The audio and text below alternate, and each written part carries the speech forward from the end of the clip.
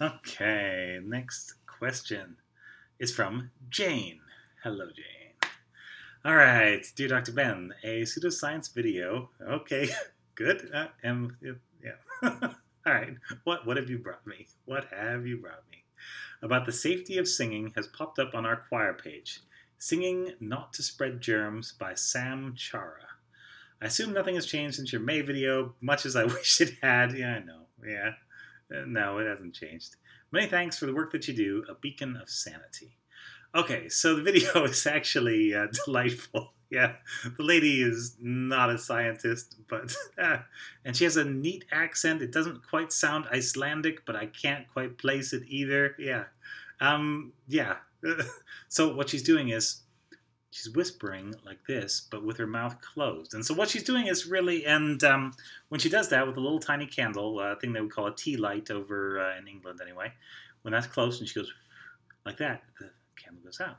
And when she opens her mouth really wide, even if she sings very loud, the candle doesn't go out. So why something like this? Yes, it's a thing called Bernoulli's principle, at least as best I understand it.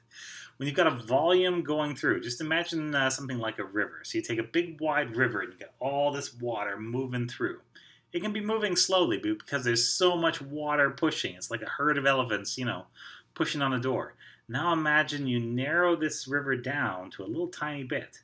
The water has been moving at a constant rate up here, and it's going to move at the same rate, but because you've narrowed down the channel, it's basically going to go through really fast, and so that's how you accelerate it.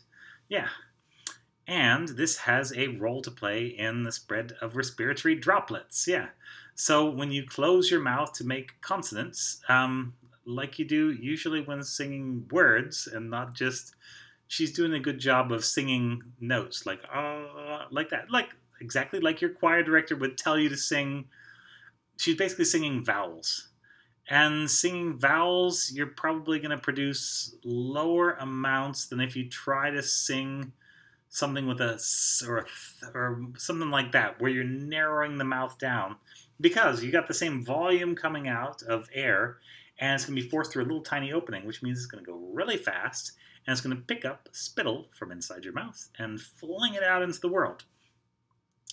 Thing is, yeah, what she's doing is showing that if you focus your mouth down, you get a little stream of air that'll actually knock out a candle. And if you widen your mouth, that's just the big wide river. There's still as much, or in this case more because she's singing loudly, coming out, but it's not focused on a point. And so it's like a large cylinder of air coming out instead of a little tiny sort of needle of air flying right at the candle. And so, yeah, it's, you know what, I don't know, it's late. My phone tells me it's past my bedtime, but this is it's kind of made my day. Yeah. Yeah.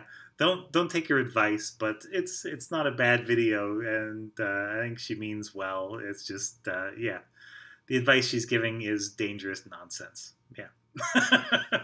And you correctly diagnosed that yourself, because this stuff is really not that hard to spot, I think. Yeah.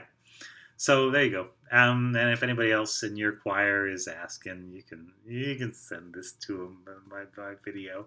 And yeah. No, it's still not safe to sing very loud just because you're putting, a large volume of respiratory droplets out over a large amount of space rather than they're coming out of a very small space. Being in a room with other people's respiratory droplets carries a very high risk of catching COVID, as we've seen in not one but multiple choir incidents. Yeah, so I don't want that to be you. I don't want that to be anybody else. You're trying to do a nice thing, sing together. It's like how we stay together, and yeah, it's just there's going to come a point where this is gone, and it's going to be so nice to be able to go and hear people singing again. I'm really going to look forward to that. Yeah, so until then, thank you very much, Jane. Have yourself a good night.